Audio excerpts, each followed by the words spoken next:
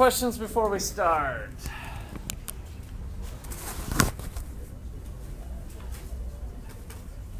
All right, so our topic in general was government intervention in the marketplace last time. So we took our free market home base and we disrupted it with some sort of government policy.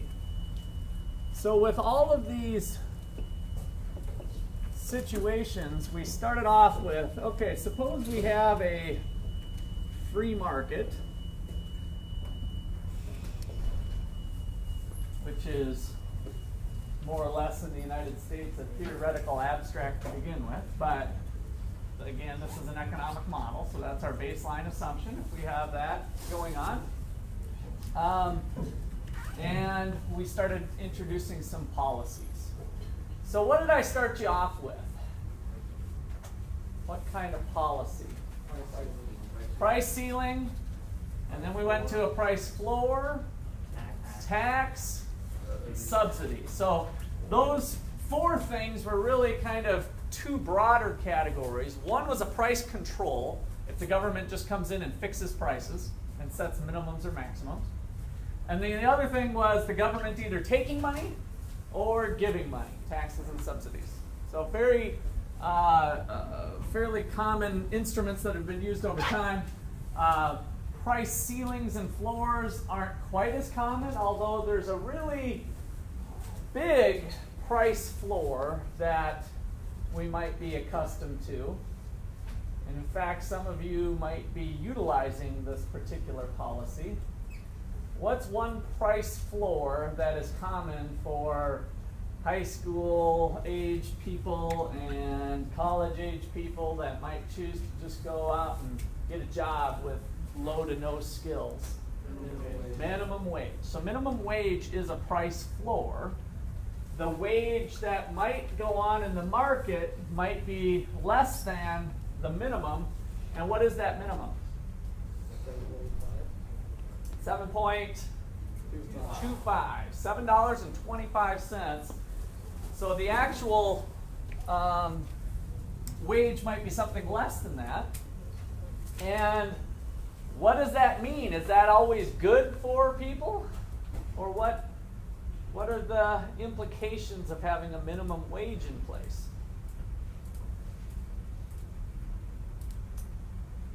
To make up for it somehow. So the companies increase their price of goods to... Okay, so that's one influence to it, that the company might need to raise the price of their product. I'm thinking about those workers, though. Does everybody enjoy, all the high school kids? Does everybody enjoy all the college kids? All the other people who might just want to pick up jobs? Does everybody enjoy that absolute rock bottom minimum wage? You know, because some people going, let's say two people are working at McDonald's, one might have a better skill than the other, but they're both getting paid $7.25, and one has better skill, they want to be paid more. Okay, that's one possibility, that the wage isn't necessarily reflecting their skill set. That doesn't bother me too much, but that's one thing that could be. The price floor is stuck where it's at, and it doesn't move with the changing economy. Okay, that's true. So yeah, the minimum wage tends to stay fixed over a period of time, even though the economy's changing. That could be a plus or a minus. There's still income tax on that, so as I've discovered this summer, you can't live off of that. Okay, so on top of the minimum wage, you still have taxes to pay off of it. So even though they're trying to help out people in that respect, you still got some taxes to pay. So then we start to see how these things, why we isolate them, because we can start layering on, well, what if there's a minimum wage and people have to pay a tax? You know, what does that look like? And it can be done. It gets more complicated. But you guys aren't bringing up the most important people that I would be thinking about as an economist and thinking a little more critically. If there is a minimum wage, there's a group of people there that might not like it. Who are those people? Not the businesses. I'm talking about the workers, some set of workers, or not so working workers, as the case may be. People that want to pay. You have people working for cheaper than the people less I don't think I'm hearing, there I'm hearing the right thing. What'd you say? I was in process. Okay. So what'd you say a little bit louder? Unemployment. The unemployment or the unemployed. The people who want to work at 725 but can't find a job. Why can't they find a job? Let's look at our model. The price here in the labor market is the wage, right? But it's no big deal. It's just the price in the resource market, but we call it a wage now. And that price would be the free market price, but we don't think that's a very good idea. Boy, nobody can live on that kind of pay. Well, maybe nobody's supposed to live on that type of pay. Maybe you're supposed to come up with other ideas, but well, let's put a floor in at 725. It creates a shortage, surplus. You are correct that it begins with an S. So how can we, instead of memorizing, so you'll see a lot of this in economics class, by the way. Instead of just like maybe some other classes that you take, psychology or social studies or whatever, where you can kind of just memorize your way through it, you can do a lot of memorization in econ class. But if you really start to embrace the economic model, let it speak to you if you learn how to use it. We're teaching you a set of tools. This is your toolbox. You don't have to memorize every single situation. What you're going to find is that it's very complicated, but if you can memorize the components of the toolbox here, of the machine, the economic model, and you remember where home base is, and then you add in the price floor, and you also know a little bit about the law of supply and the law of demand, and saying that at 725, the supply curve, is that the businesses, the supply curve now in this example when we're in the resource market? No, it's the households or the people, right? The supply of labor comes to us from people. The quantity supplied is something that is greater than the quantity demanded by businesses. So in the resource market, this is households. If we think back to our circular flow diagram, we're in the bottom market, right? The resource market. So they're flipping roles. It's businesses that want to buy some labor hours. We can't buy people. We got rid of slavery quite a long time ago. But we can buy their labor time, right? And so the quantity that businesses want to buy, the quantity demanded, is something less. And so we have a surplus of labor. Otherwise, we have some unemployed labor. So this is unemployed people. People who want to work but aren't working. The unemployment, the unemployed. All right, so that's a common price floor that we see all the time. Now, your president of these great United States of America wants to raise the minimum wage. What is your prediction of what would happen if we raise it from $7.25 to $9.15? An even greater surplus, right? So we start to see that if we move the floor up from $7.25 to $9.15, the surplus gets bigger. Some people argue, well, businesses are going to pay it anyway. They're making lots of money. They're claiming that the demand curve for businesses looks a little more like this. Now, if the demand curve was perfectly inelastic, would we still have more unemployed people as the minimum wage went up? Yes, we still would. Why? Because the supply is still going up. Good, you guys saw that, right? So yes, there's no effect here on the demand, but now all of a sudden we have people maybe entering the labor market. Well, I'll work for $9.25. I wasn't willing to work for $7.25, but I'll work for $9.25, right? They start coming into the market. And so we still have that effect that there would tend to be an increase in unemployment, even if the demand curve looks like this. Now maybe the demand curve looks like this the day the policy changes. In other words, McDonald's, let's say, needs 10 people to drop the fries, run the register. They've got things streamlined down that they need a certain amount of bodies. But what are they going to do over time? What's happened with how the McDonald's product has changed over the last 20 years, maybe even within your lifetime? Yeah, what has technology done? Eliminated some later. As the price of labor goes up, do they have more incentive or less incentive to seek out labor replacing technology? More incentive. You see the direction we're heading is that as they start to seek out alternatives, remember that the elasticity of the demand curve was related to the amount of time of the adjustment. So while the demand curve may be relatively inelastic in the short run, this is probably what the longer run demand for labor looks like, because they're going to be actively seeking maybe new machines that can replace those people that used to do that job. And so we tend, and it's not just McDonald's, it's true across the board for all businesses. They're going to have more incentive to seek out labor reducing technology. So the point of all this is, well, you just don't want to, you free market people, you just don't want to help the poor. How are you going to help the poor? Well, that's what we're studying in this particular chapter, is maybe there's a different way to help the poor. That's why we're studying the impact of these policies on the market. If our intent is to help the poor, the economist says, well, there might be options A, B, C, and D that can get us to the goal of helping the poor. This one might just suck, as it turns out, and there might be an option B that's a lot better. I don't know for sure if there is, but there might be. This one is easy for the politicians who usually aren't trained in economics very well. They might not have even had the class that you guys are having right now. Most politicians might not have had econ, principles of microeconomics. And so on the face of it, when you guys were in high school prior to having econ class, that sounds like a good idea, doesn't it?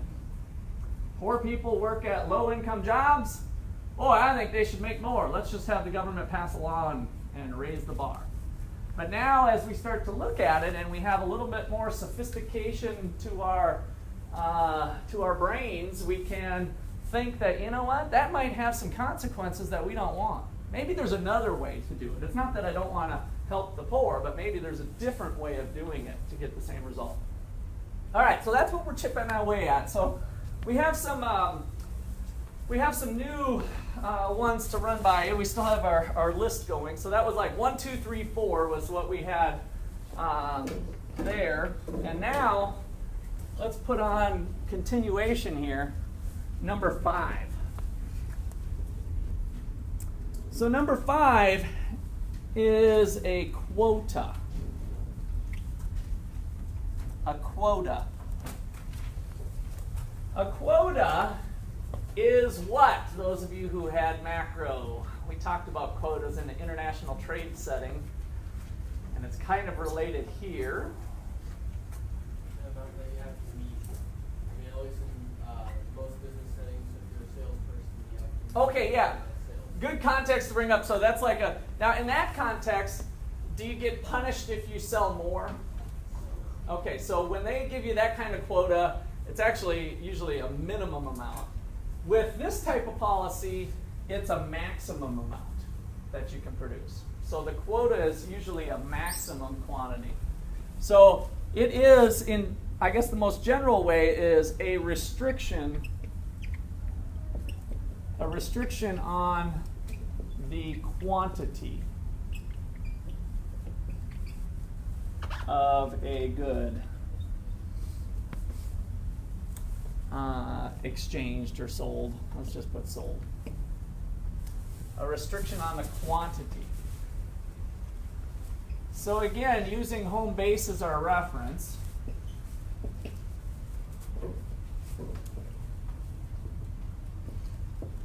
we have some good where we've got 100 units being sold at, let's do $20 today.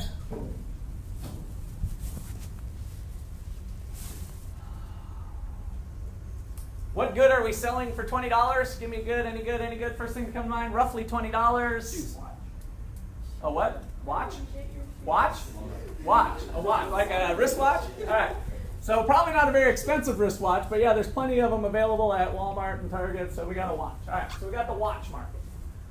All right, so $20 watches look something like that.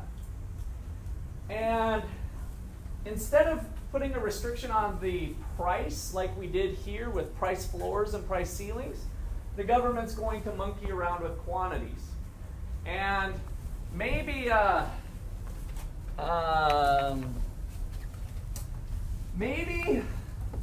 oh gosh, I don't know if I should come up with a far-fetched idea like this, but maybe the government thinks that it's better for you to tell time at those clock towers in the city, right? So they're trying to promote community involvement, and they'd like to see people going out into the courtyards to catch the time. And so they don't want so many watches so that people can easily see the time. And so they're going to put I told you this one was going to get a little far-fetched. They're going to say, you know what? People are typically buying 100 watches. We're only going to allow 50. Right? So we're going to put a quota of 50 watches. So let Q be equal to 50, a quota of 50.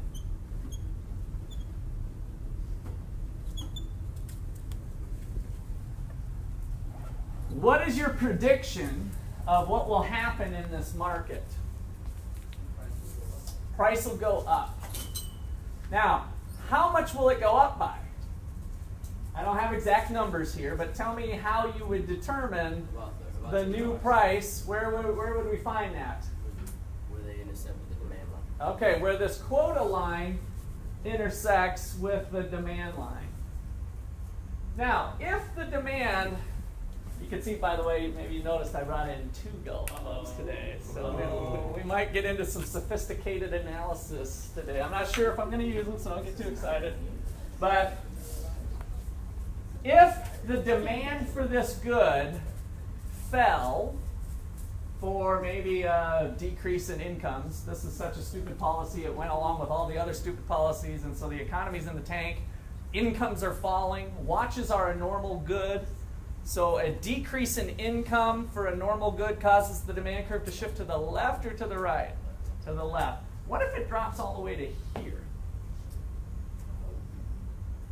What if it drops all the way to here? Is that quota a big deal? It's ineffective again, right? So the market system now is still playing out. The law said that there can be no more than 50 watches out there, but now the market is clearing at a quantity that's less than what the quota was. So it kind of rendered the quota ineffective, and it wouldn't matter. So with this, you can kind of think about the effective supply curve being this orange squiggly. The real supply curve follows that up to a quantity of 50, but then once we hit the quota amount, the quota is binding, it becomes effective, and so the supply curve with the quota, kind of the fake supply curve again, if you will, the supply curve with the quota looks something like that. It's the orange squiggly. And so then if the demand falls like this, then there's still only 50, but there was a price effect, right? There was a price effect. So that if the price was up here,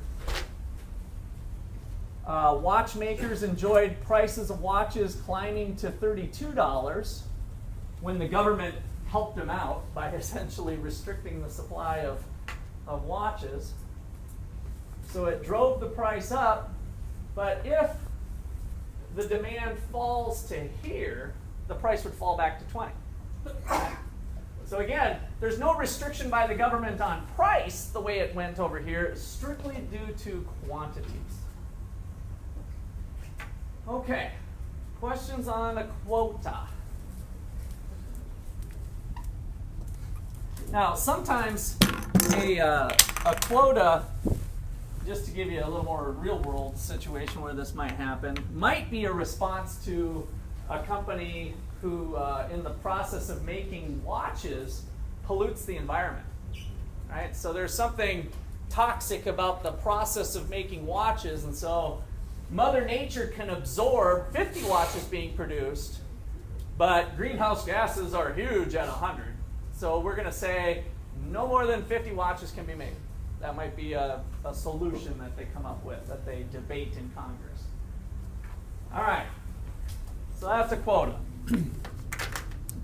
Next in line, how about just regulation?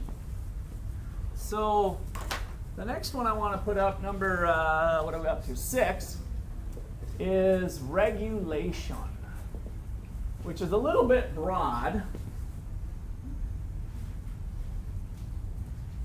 So this could be rules that are more restrictive than what a business is currently doing without the rules. Rules that are more restrictive in the processes that that go on at the business, how they do business. They're not doing it now, so something's being imposed on them. So they got to do something differently, or they have to provide a report to the government because the government's monitoring them, and they never had to do this before, but now they have to send in a report to the government agency, right? So that type of stuff. What is your prediction on home base if we had a free market?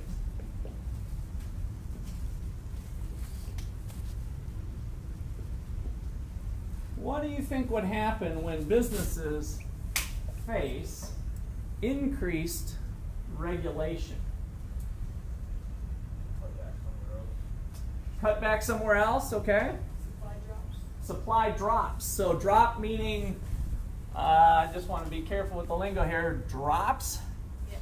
Shift to the left. No. Shift to the left, right, yeah. So just when you said drop, I just kind of want to think supply decreases or shifts to the left. Now, whenever we get into that shifter business, though, we got to go back to our shifter list. So if it is indeed a shifter, what is causing the shift? Because regulation was not actually one of our shifters. What were our shifters again? What of resources? The price of resources, bingo. Bango, technology. Bongo, number of technologies. Bingo, bango, bongo. Expectations and price of related outputs. Good. Which one's this? Regulation. Possibly, I don't know about any of them.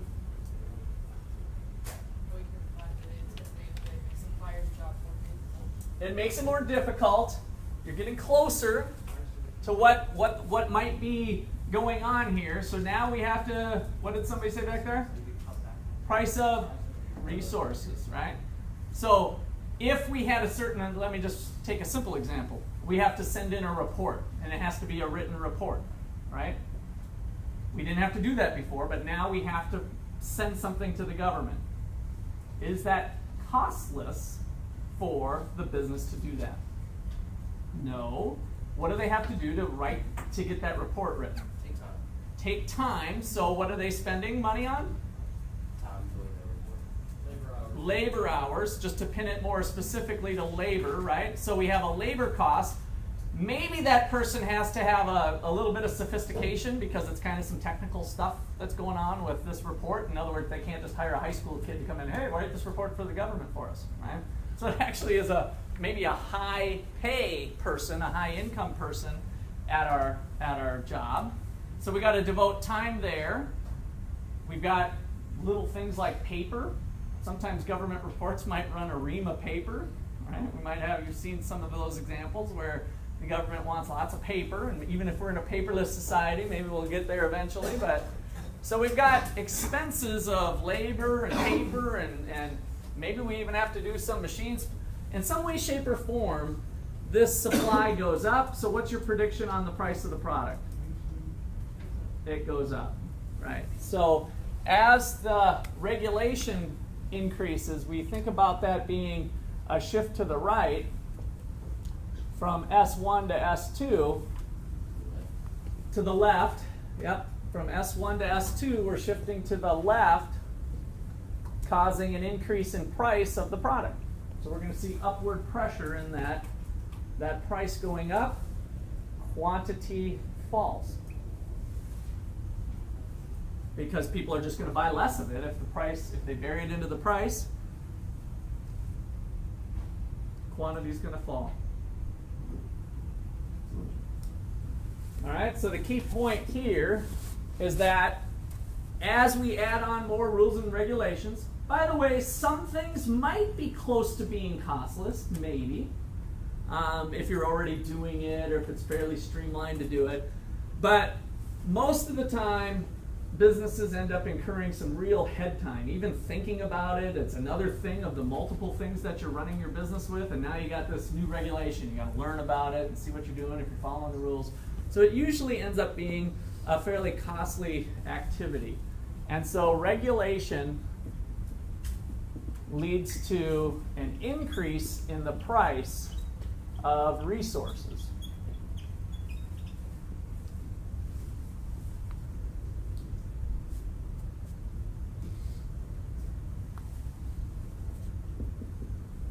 Costs of production rise.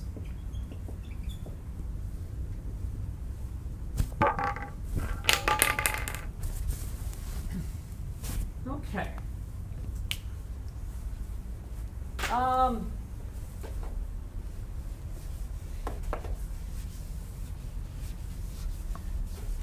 So the next one I want to look at is not so much regulating maybe, but thinking about laws that make something illegal. Let's talk about pot.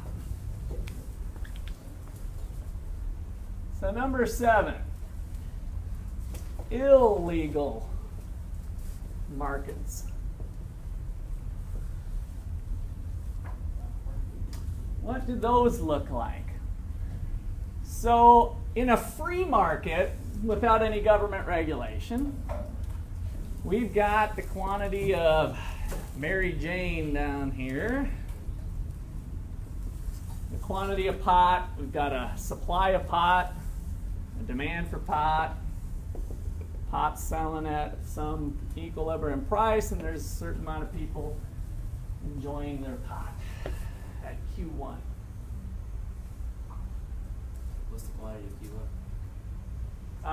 What do you want it to be? Maybe 50. 50. All right, so we got 50 units here. $20,000. Is that 50 joints or 50 grams. 50 dime bags, 50 grams? What are we doing? 50 pounds? We go 50 pounds. Wow. That's Heavyweight. pot in pounds. All right. Now, what does a pound of pot run? $75? I was going to say it's got to be way more than that, I would think. It's like 1600. $1,600, right. So a lot of these numbers are starting to, somebody said 1,600, I don't really know what it is, but I bet they do in Colorado. I bet they do in Colorado, right? So, if pot becomes illegal, so again, this is free market. Remember, we always start off with home base. Home base is a free market here. If pot becomes illegal, does it disappear? No. What are the economics going on now of the supply of pot and the demand for pot when it becomes illegal? Demand goes to the right. Demand goes to the right. Supply goes to the left. So let's start with demand. Why is demand going to the right? Because more people, There's more. No, I feel like the demand would go left. Demand would go left. Yes. Yeah. And supply would go No, technically speaking, demand goes left, but it doesn't really change. It's still demanded. Would it be like a taste of- So are you saying if we make it illegal, everybody who's currently smoking pot will still continue to smoke pot? It's just that we'll have less suppliers. There won't be one person in the whole country that might choose, not everybody, but not one person, because it's illegal and they feel it's morally wrong to do illegal things. We're not getting into Christian values or anything here. Just the law says if the speed limit's 55, I drive 55. No more than 55. I might drive 54 or 53, but I don't drive over 55. Is there anybody that might stop using pot when it becomes illegal? Yes, that's right. So some people would be willing to stop using it. So we might start to think of that falling off, right? Some people would just kind of drop out of the market because it's illegal and they choose to follow the law, the rules. Now, on the supply side, actually, let me stick with the demand side. What are people thinking as they choose whether to smoke the pot or not now that it's illegal? Then they find alternatives like. Okay, so we're going to seek out alternatives, which then brings me back to maybe staying legal. They might go hit the bottle, right? So start, maybe they find pot and alcohol to be substitutes, which I don't know if that's terribly true in the data, but I haven't looked at it that closely recently. So, but they might find alternatives. But what are other people doing? You're like, I still kind of like my pot. What's that rational person thinking, even though it's illegal? What are they considering now, whether they should still be a buyer or not? There is a change in taste and preferences, absolutely. So I'm glad you brought up the shifter. And what's going into, remember I'm an economist thinking about the rational calculation. Shall I smoke pot or shall I not smoke pot? That is the question. It is now illegal. What's running through my mind if I'm rationally thinking about it? Again, it's tough. Maybe some people don't think too rationally about their pot smoking, but what are you thinking about?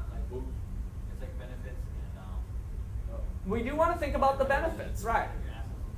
what you're willing Benefits? to pay. Move to a country where they reward. So what's entered the equation now as a pot smoker? Risk. Risk of Reward. risk of what? Of punishment. And what might that lead to? Let's see, we got a phone going here, buddy. Oh, you're sliding it off? Well, I saw you playing with it. So oh, okay. Well, why don't you just put that down? You scared me for a second. You might not be. Here I am talking about frickin' pot in econ class, and I didn't have somebody engaged completely in it. So, all right. That's all right. That's all right. I can live with that. I just wanted to make sure. Appreciate you not being on your gizmo. All right. So, what are we thinking about now? I've got this risk. Risk of what? What's the punishment? Jail time. And how might that affect you? Financially, right. So can you go to your job and earn your pay? No, if you're spending time. Might it affect future pay? Yes, right? Is there a fine involved with getting busted with pot on you? Possibly, you might, but there's a risk. What we're trying to do here is think about the risk you're taking and how that affects the demand. So if we capture all of that, and we think about the cost of breaking the law, to model that, we're just going to put a demand curve here. And this is the demand taking into account CBL, the cost of breaking the law. That'll differ for everybody, right?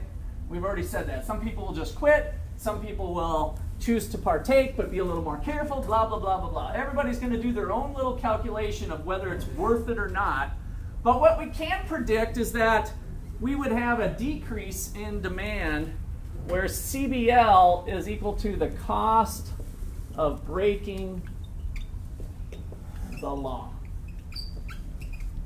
CBL. I had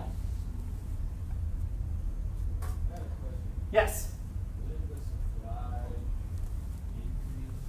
Or wait, I'm saying, if it, I'm thinking if it was legal, then it would decrease. Okay, so if it was illegal, so this is where we were saying if it was just legal, and now all of a sudden we're going to make it illegal. Let's go ahead and put our supplier cap, our dealer caps on, right? Well, if it's illegal. What's going to happen to the supply? Number of firms is decreased. Left, right? Now, what shifter does it tie into? Number of firms. Possibly the number of firms. We might have some people just say, you know what, I'm an honest businessman. Cost of If pot's not legal, I'm going to go sell cigarettes. I'm going to go sell vape. I'm going to go sell, what's my hookahs? I can go sell some hookahs, right, or whatever. If I want to be in that business, I'm going to be legal. So that there could be a reduction in the number of suppliers. Now, there'd still be some people supplying, though, right? I mean, even though it's illegal, there's a few people that choose to supply it. Is that right? All right. So what's going into their minds now? As the supplier of an illegal good, I'm thinking of the people that are still in. As the supplier of illegal good, the price is going to go up because why? The greater risk. They're thinking the same thing. What's the cost of breaking the law? What are the rules or the laws for the dealers that get busted? What are the laws for the consumers? Are those one and the same? No, right? So whether you're a dealer or whether you're a buyer, there's potentially different laws for each too. So the supply curve for the suppliers here also shifts to the left for the reasons we just talked about. And so the new supply curve takes into account the cost of breaking the law, the risk that they might be, the chance that they might get busted, the chance of jail time. So the same reasons that apply to the consumers also apply to the producers. All right, so depending on the interaction of these two, when we make it illegal, the price of pot might go up, but it could go down. The way I drew these curves, it went up a little bit, right? But again, when we talked about both curves shifting, it could have been up, it could have been down. If we would have had a supply curve that looked like this, then the new one would be here and the price would have fallen a little bit. If the supply curve was way up here, then we'd have higher price. All right. So, was the law effective? Well, yeah. We still have some pot smokers going on here at Q2, but there was a reduction in the quantity. All right, so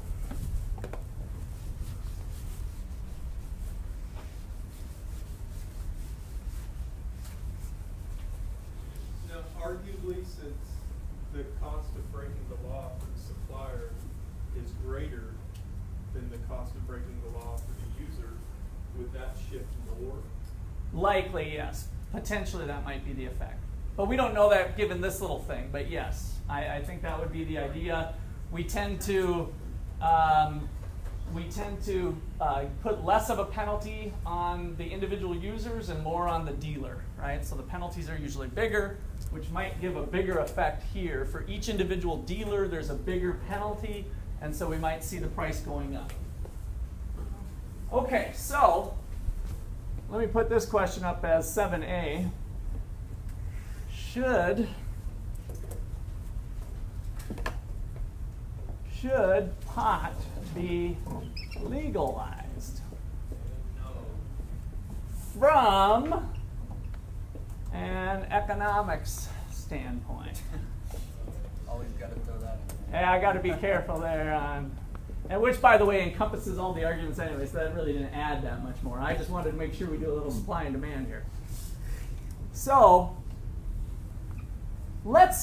this time, for the first time, start from the status quo. In other words, here's our current situation, is that we have a supply of pot, we have a demand for pot, and they're both the CBL curves. In other words, I'm just picking off these CBL curves. We know that pot smoking goes on to the level of Q1, and it's being sold at the price P1.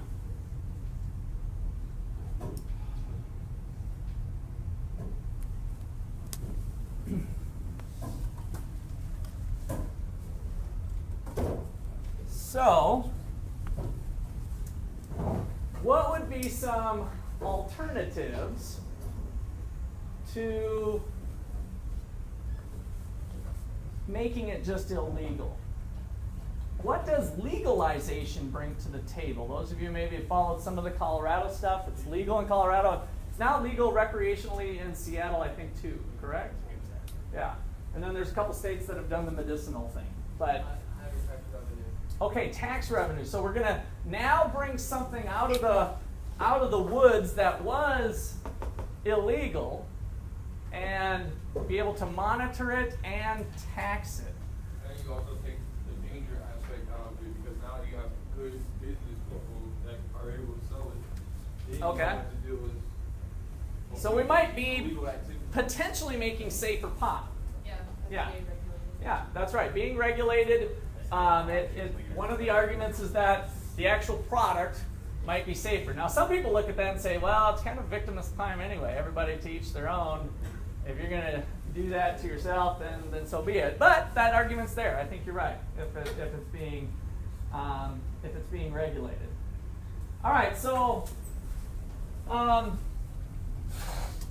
if we impose a tax and make it legal, we're going to have a couple things go on. So by making it legal, and I'm just going to draw these in kind of a friendly way. I'm going to redo what we did here because I'm just bringing you through the reverse logic now, right? So now pot's legal. More people might decide to smoke pot. Good for society or bad? So people say good or bad. So having more pot being smoked, let's just make the assumption, since this is an economic model, I can do this, that pot is harmful for your health, for the average person that smokes pot regularly. The statistics show that it's not a good idea, right? So that would be kind of one knock against it, since quantity would be going up. Now the suppliers, like you said, legal business people that want to just run a good, honest business, they might say, you know what, pot business is pretty good place to be. Now this time I want to draw the supply curve so that I have it lined up here with this initial price. And I'll tell you why in a second here. So if this is the new legal amount and we're out at Q2, we'd be thinking, well, this is kind of maybe not so good. If people get kind of dumber over time, and we like to have more educated people, not less, and blah, blah, blah, we make all the arguments against pot. If I impose a tax now on this, how is that going to work? If this would be the quantity without any taxes, all we've done is made it legal, is a tax going to tend to reduce or increase Q2? Is it going to be more or less? Less. All right. Now, the amount we tax by can be chosen, especially for pot. I don't know what they're charging for tax rates. Does anybody know? It's like 18%. Yeah, it could be very big. I mean, and in fact, we do that for cigarettes, by the way, and booze. Those are all taxed internally. Like when you buy it at the cash register, it's still the sales tax, but the business had an excise tax on it. So all of those prices are actually higher. Taxes are much higher on what we call sin taxes. Tend to be easier to pass by the public. Oh, cigarettes are bad for you. Oh, so that makes a nice place for tax collection. That'll differ. And since it's fairly inelastic, the tax effect of putting a higher price on it doesn't change the quantity very much. So that's kind of a nice part to it too. So we tax cigarettes, and alcohol, and now we might be looking at doing this for the pot. All right, so I can select a tax that would be equal to that to get us right back to where we were. Wouldn't it just take you back to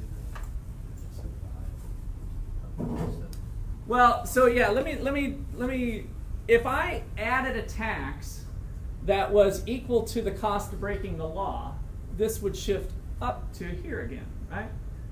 And same thing down here if I tax the consumers.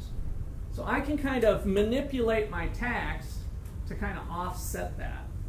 And what I want to do here is kind of show you the effect of the tax wedge getting back to where we were to begin with. And if I set a tax equal to this orange bar, if I set T, the tax, equal to that vertical height,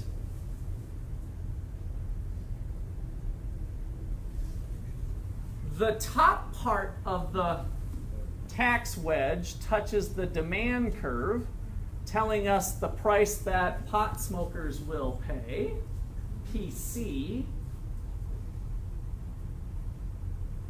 The bottom part of the tax wedge touches the real supply curve, telling you the price the pot dealers will receive, the difference being the tax. And what we've done for society is kept the quantity of pot smoking going on the same. Right? This is where we started. When pot was illegal, we started here. We've kept the quantity of pot smoking the same,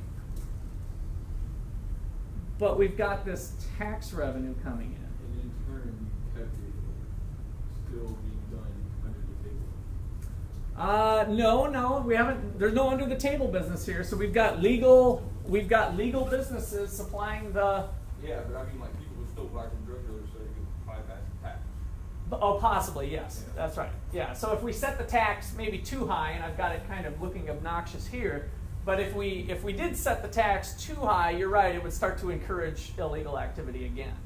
But if the tax isn't too bad, and in fact, what does the tax need to be equal to so that we keep dealers above board and not below board?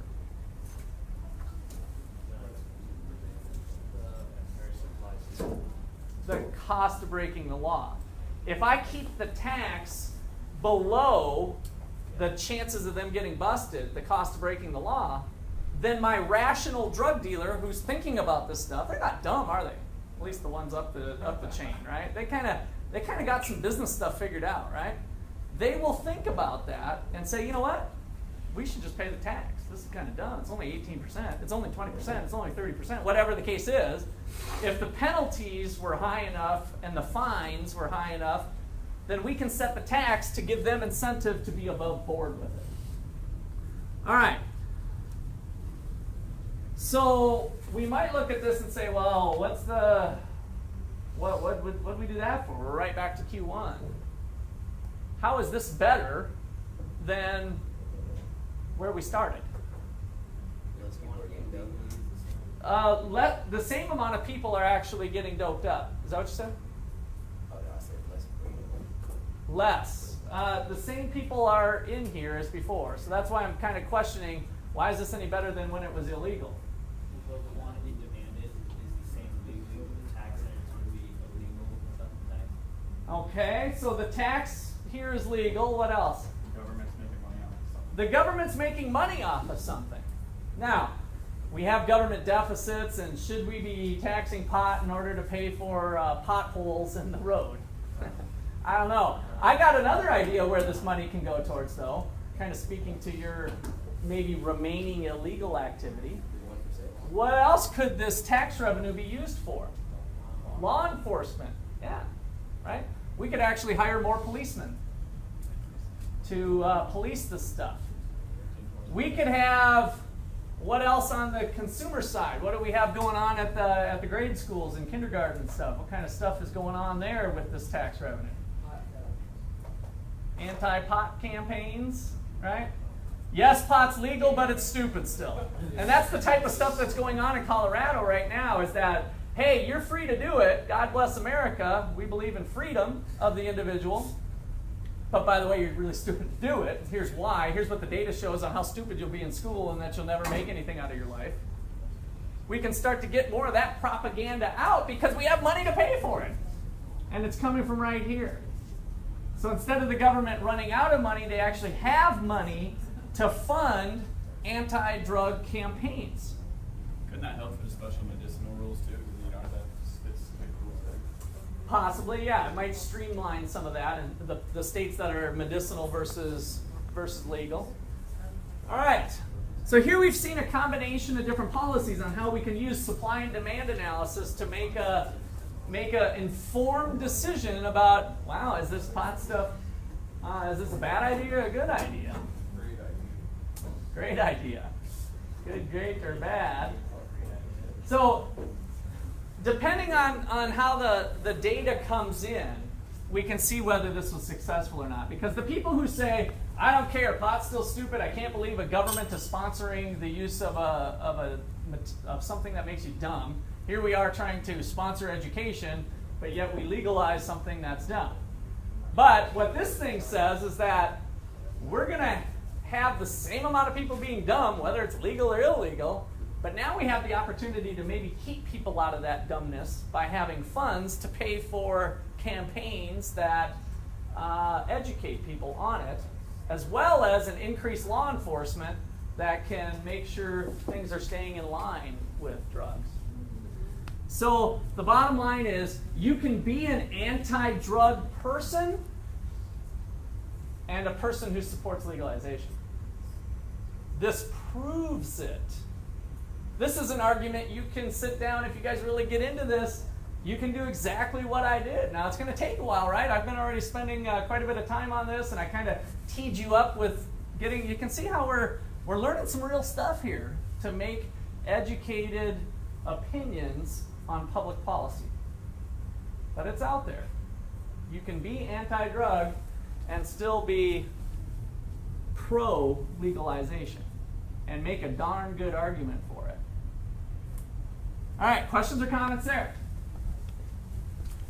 Why don't more people make that stand? Because most people aren't there to be able to digest this. Now, on the face of it, I think the reason why some places like Colorado got this passed is that conceptually they see it, right? They get the idea like, oh, if it's legal, then it can be taxed, and we can collect tax revenue, and we can pay for, that part tells a pretty easy story for anybody. The last part that I mentioned is probably the more difficult one. If we have the government saying something's legal, that sounds bad. But now, the reality is, pot smoking goes on whether it's legal or not. That's the reality that people have to come to grips with. It is here. Q1 is here when it's illegal for these reasons.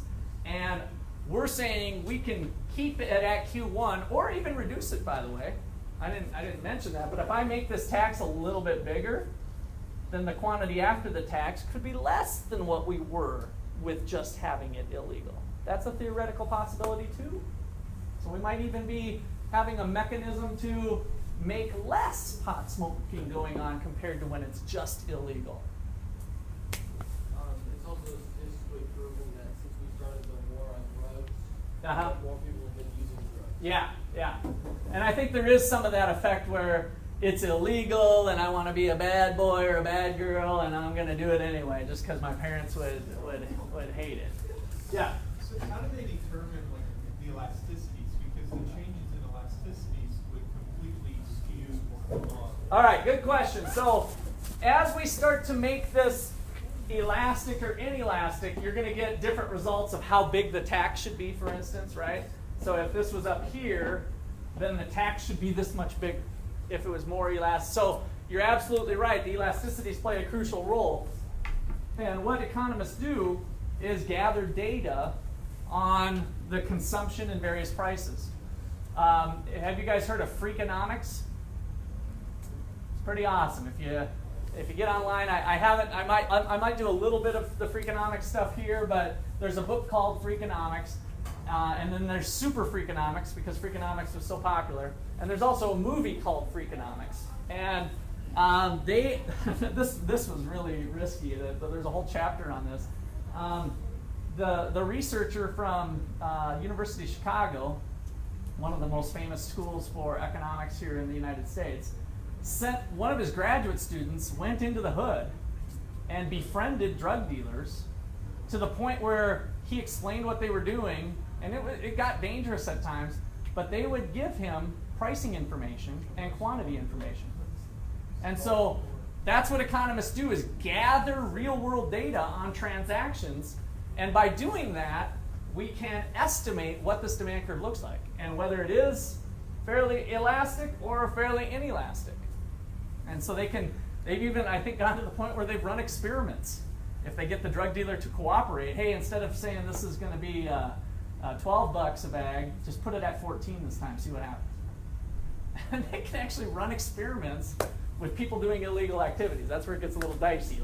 But this is for research. And so anyway, awesome book. You guys could totally, you don't even need this class to appreciate that book.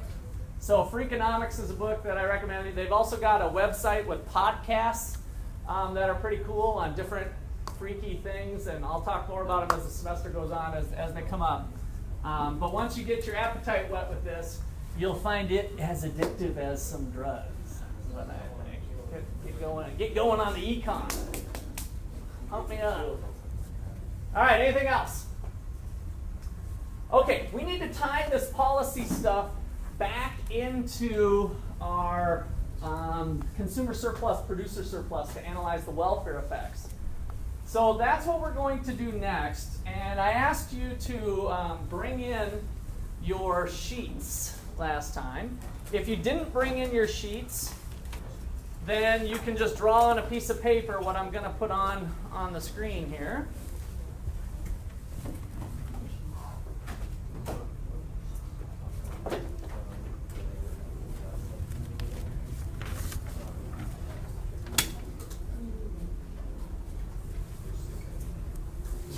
We're going to work through a series of examples which will also reinforce what we did. So if you're a little foggy on stuff, this is going to be more reinforcement for what we're doing. And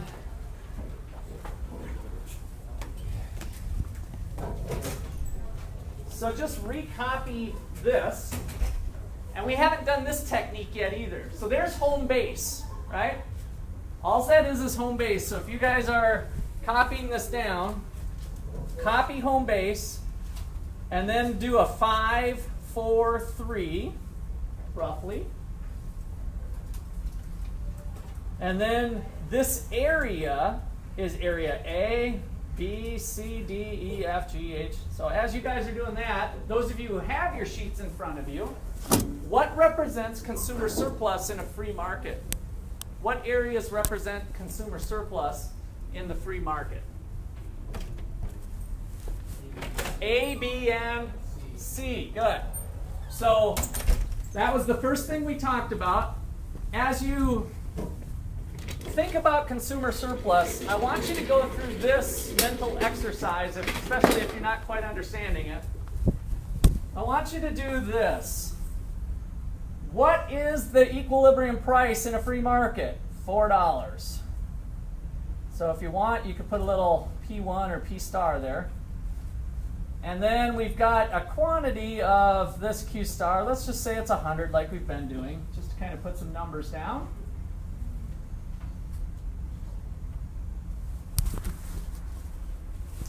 And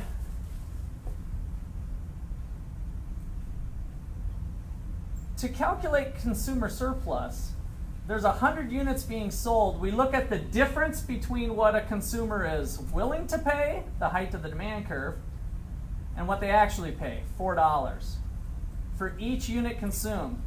So for the 25th unit, somewhere over here, somebody's willing to pay, oh, I don't know, $5.78, They actually pay $4. Willing, actual, willing, actual, willing, actual, willing, actual, willing, actual, willing, actual, all the way out to the number that they actually consume, which is 100, which gives us area A plus B plus C plus D.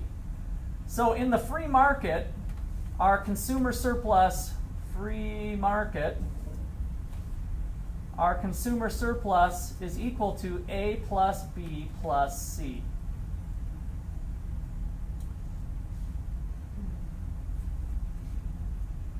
The producer surplus is what? F, G, and J. Good. It's the difference between what the producer actually gets, which is $4, minus the minimum amount they must get, which is shown by the height of the supply curve. So actual, minimum, actual, minimum, actual, minimum, actual, minimum, actual, minimum, actual, minimum, all the way out to 100 units, which highlights area FGJ. Producer surplus is equal to F plus G plus J.